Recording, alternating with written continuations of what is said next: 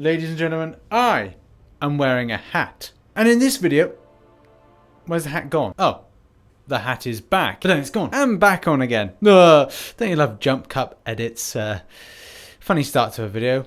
So the general scheme of this video is not about my poor editing skills or the fact that I was wearing a hat or not. The focus of this video is all about my favourite Marvel Contest of Champions currently within the game. I'm going to put good structure and reason behind why they're so good, and especially good to me. Now I don't have all the fancy champions, not a lot of us do, so you make use of what you've got. And I'm pretty happy with some of mine, and some of them I really like at the moment. So let's talk about 15 Marvel Contest of Champions that I like, consider them favourites. So first thing off, Iceman, love this guy to bits. Loads of different immunities which make him fantastic for a lot of different content, whether or not you're doing Biohazard in Act 5 and Biohazard in general. This guy is so good for it. Cold Snap is as a peach of an ability as well. Absolute Zero, Grey, and like Ice Armor. There's so many things going for Iceman to make him just so good for your roster, whether or not he's in defense or using him in an offensive manner. He is perfect. He was a champion that I had back when it snowed in the UK, and I remember that because that's like, you remember when you get certain champions. Yep, snowed, and we got Iceman. Quite ironic, but also it's like quite coincidental. And the next thing is that I had to rank for him. Of course, we got a rank for this guy. And as well, got the Awakening Gem at Mutant, and I'm thinking, right, I don't have anything. I wanted Archangel from a 5-star opening, didn't get him, so I thought, man, it's got to be all about Mr. Iceman. He's cool and crisp, and he got that Awakening, and he got that rank 4. So thoroughly deserved. I think for some players, they may not see the value in Bishop. I quite like him for the usage with the persistent charges and then putting in a greater amount of damage. I'm trying to play about and really work on trying to get my parries up, get the more persistent charges, and then look to do that L1, which is going to increase the amount of energy damage. So, you know, it can be just really effective for your roster. Being a 6-star as well makes him more powerful. Granted, he's not going to be amazingly powerful as a lot of other champions, but I still see great value in this particular champion. The way that he kind of absorbs a lot of stuff with energy damage, that is quite essential as well. And, you know, if you want to heal up a little bit with persistent charges being absorbed, then you can do that with me doing motions like this. This is absorb. Another debatable champion for a lot of people's and their rosters is the character of Dormammu.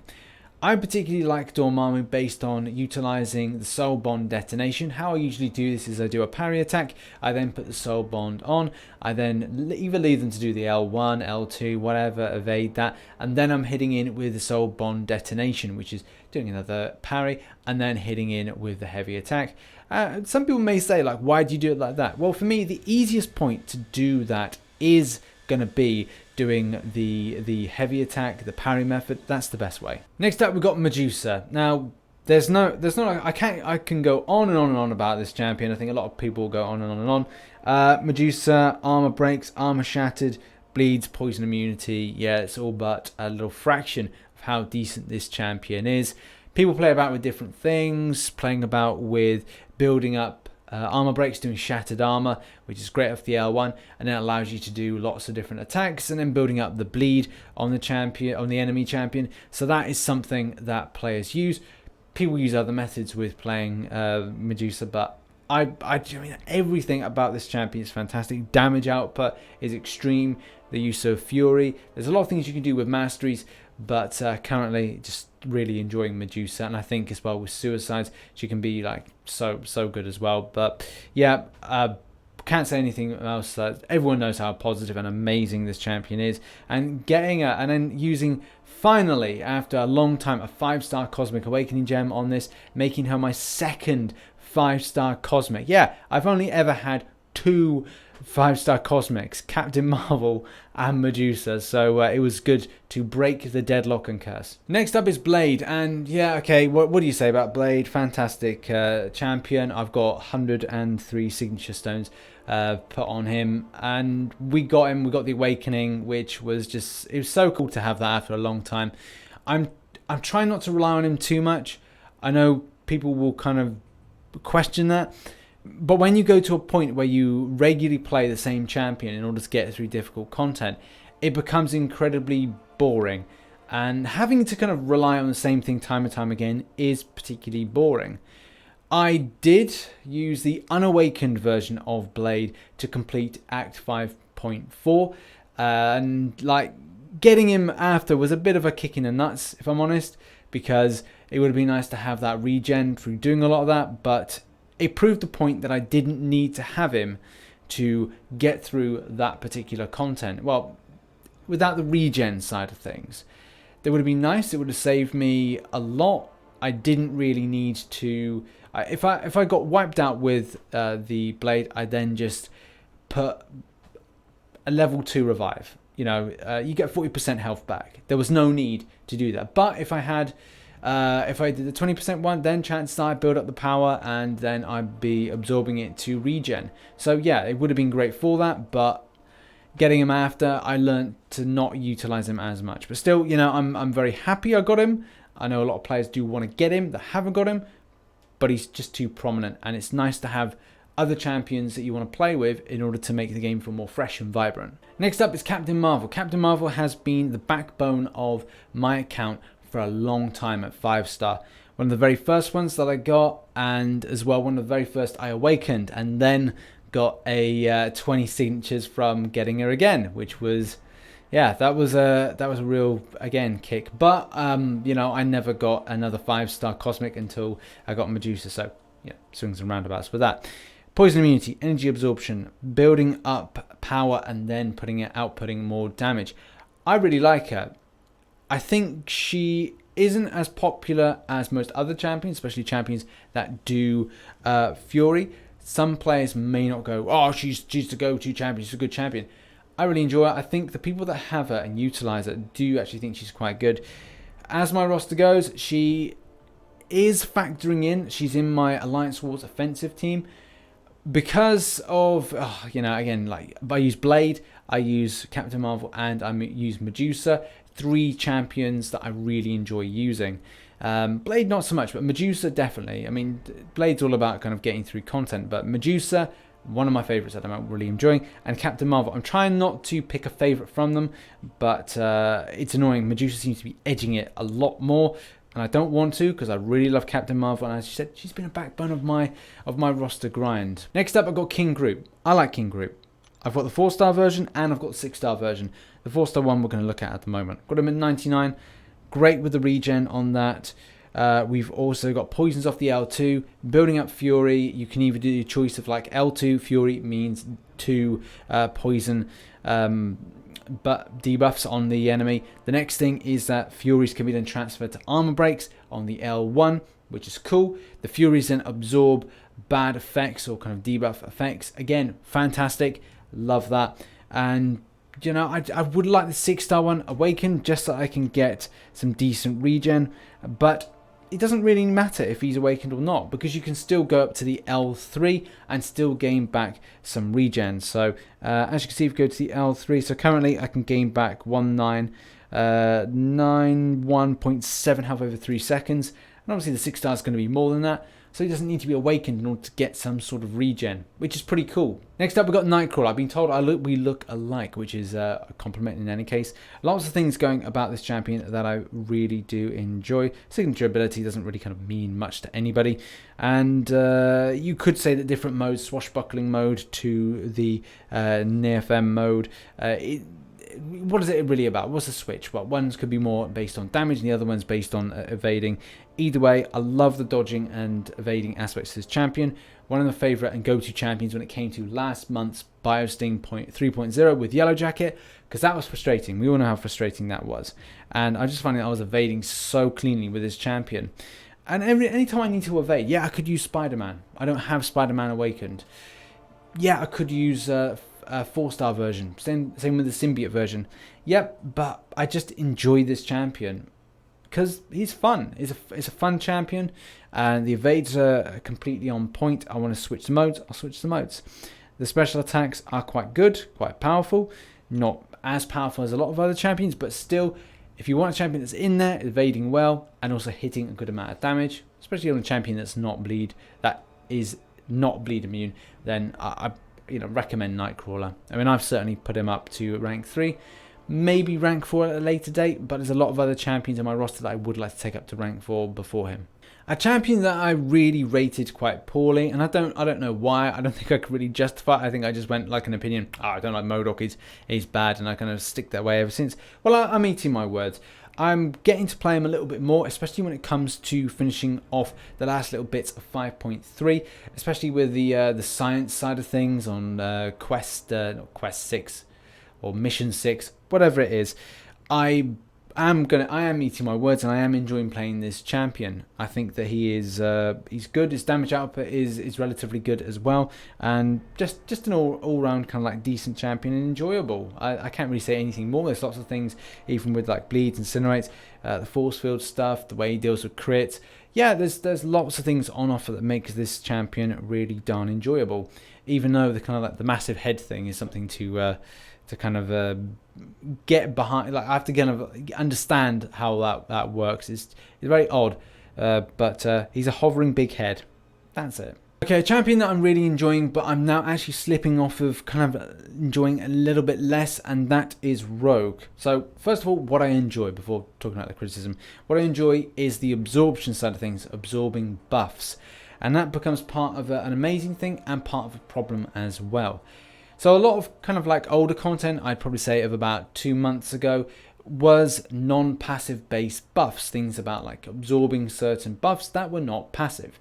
Nowadays we see a big push to passive buffs, which I haven't been able to absorb with this champion, and that is because you can absorb buffs, but I'm 100% sure that you can't absorb passive buffs, which is a bit disappointing, but that's just that's the way it goes. That's what they're meant to be. That's what they're meant to be in the game. So that's fine. We adapt to that. We get on with it. But a lot of champions have had theirs changed from being normal buffs to passive buffs. Certain champions Rogue is amazing at, and some not so much. The level of time that you get before trying to continue on having those buffs and use them from stealing from an enemy is quite slim. So that is something that's a little bit of a disappointment, but the general idea of using the L1 to absorb regeneration back or absorb health back from life stealing is great, and the L2 with absorbing power and using it as your own power stealing is fantastic as well. We all know about the awesome damage output of Stark Spidey, one champion I would really love to get as a 5-star. I use this guy so much in 5.3, especially going against like tech stuff. So I'm quite looking forward to using him again. I think I've just got to kind of finish some stuff off with that. So yeah, I mean, I didn't use him quite so much in 5.4 because I was looking at my 5 stars, and you know, their damage output is high.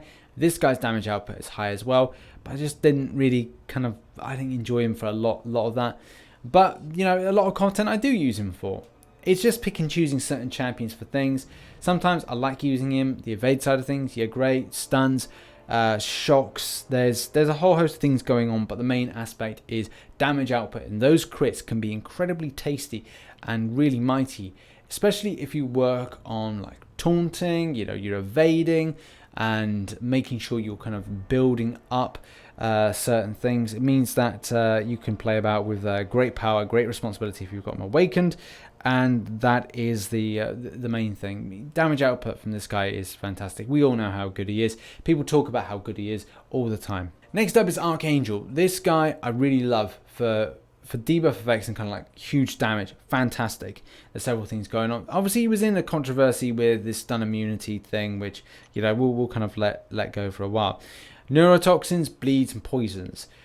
Heavy attack, parry heavy attack, parry heavy attack. Usually kind of complete. You do this method over and over again, and you put a lot of base damage or bleed down, whatever you want to call it. I just made things up. But then you want to get attacked. You want to like hit up with the parry. You know, you're building up a poison on the enemy. Then you want to do a heavy attack and turn it into a neurotoxin. Poisons and bleeds. Do a heavy attack, do a special, or just like attack the enemy, and that's going to turn to a neurotoxin. And neurotoxins are just so destructive. We all know what this guy can do. You can do as well special 3, put a stun on. And like when those neurotoxins ends, they stun the enemy. you can just absolutely demolish the enemy with neurotoxins. It's so much fun using this. I've done a video on this. If you search RichTheMan Archangel, then you show me demonstrating the different methods to kind of taking down enemies using the heavy attack method, heavy attack L1. Watch the video, it was very self-explanatory. A fairly new and fairly exciting addition to the roster is Captain America Infinity War. Glancing aspects make this champion a real defensive powerhouse, and also having one of the biggest block proficiency ratios is just so great to see. 76.3% at its 4-star, and different starage may differ. I haven't checked the 5-star, don't know the 6-star, but I it could be the case it's the same kind of percentage, don't know. But that is remarkably high. Quite enjoyable character to play. L1s do bleed, L2 does a sizable amount of damage and we get stun. But the main thing is the damage that you take is just so little. We've got energy resistance and physical resistance as well. And this kind of great thing about leadership and how it works against facing off with different champions. Incredibly positive for this champion. And as well when it comes to synergies, you can just map out an amazing synergy creation all around this champion. In my opinion, it's one of the best champions for synergies, for utilizing different characters. And I'm not saying it's the best synergy ever. What I'm saying is that you don't get dictated when you bring in. With these synergies, you get a whole plethora of different champions to choose from to then go, right, well, I'm going to bring in my Captain Marvel. I'm going to bring in my Scarlet Witch. I'm going to bring in my Hulk Ragnarok. I'm going to bring in my Thor Ragnarok, Wolverine, as well as Vision or Iron Man. You get this kind of collection of champions which are going to be diverse. And it's not about just going, right, I've got Blade, I've got this villain synergy with Stark Spidey in, and this is all I play. No, you can have, this is a kind of a lead champion or kind of a secondary champion to this, whatever team you want to create. It's just nice having that versatility with what you're doing. Next up is Sabretooth, and I've still got to do a lot of learning when it comes to Sabretooth and the way that Furies interact with this champion, the bleeds. Downside for me is that he's an unawakened, which is not the end of the world. He's still a good champion unawakened, but I would like to see him awakened in the future, especially with the regen and how regen works. I've tried to play about a few things with his synergies, with how he works with Old Man Logan, and I found that the testing is quite good. Would I look to take Old Man Logan up further? Maybe I could put him up to rank 3 and feel comfortable with using him for a lot of different content. Possibly, I don't know. That'll be something to kind of look at in the future. But the bleeds, the furies, as well as like cold immunity, going up against Iceman. Have you got a champion to go up against Iceman? No. Oh wait, I do actually. Sabretooth. So that is a good option. So if Dorky Diggity Dave is thinking of doing another challenge and goes, hey, I'm going to put Iceman as an end boss, well, screw that. I'm going to be taking in Sabretooth against that. Haha. Dave's been rumbled. And finally, it's Nebula. I'm really enjoying this champion, but I think for all the wrong reasons, and that is the extent of shock damage that you can theoretically put in. There's, I think, a synergy you can play about with this champion. I think it's with Proxima Midnight. I'm not 100% sure on that. But the way that you kind of like utilize shocks and the amount of damage you put in is just so great. You build up that the stored shocks, and then what you do is you do a parry, like not a parry tank, but a kind of a well-timed block, and then you're hitting in a good amount of damage. If you have an L2 at the time, then what you can do is put that in, and you like double the amount of shocks that you put in. So let's theoretically say you've done 10, well, you'll do 20, and the extent of damage is so tasty, you can just watch the enemy crumble. And people have used this champion against Ultron. I've seen things with that. I know that there's a lot of people, a lot of Marvel Contest Champions YouTubers, big advocates of Nebula, and saying, oh, people should kind of like really kind of buy into her. And yeah, I totally agree. There's a lot of things she does. The way that regeneration works with the champion means that you're probably not going to die as quickly. The double immunity with bleeds and poisons, again, makes this a really fantastic champion to have, and quite enjoyable. It's just a learning curve really with how you kind of build up your shock damage and how you apply it and making sure not to take so much damage. there's a lot, like I said, a lot of learning curves with it, but I thoroughly enjoy using this champion from time to time. So that's been a collection of my many favourite Marvel Contest of Champions currently in my roster. As things change, I'm probably going to have a few more that I'm going to say are my favourites. So do stay tuned for more. And I'm probably going to do a video on ones that I really like to get. And these will be ones that will probably be featured. Very slim chance of getting them. And the luck and the amount of money that I have to spend, man, I ain't doing that to get them. So I'll wait until they get into the basic. Maybe I'll go for a featured. Who knows? Either way, thank you very much for watching. I've been RichTheMan, and I shall catch you on the flip side. Bye-bye for now.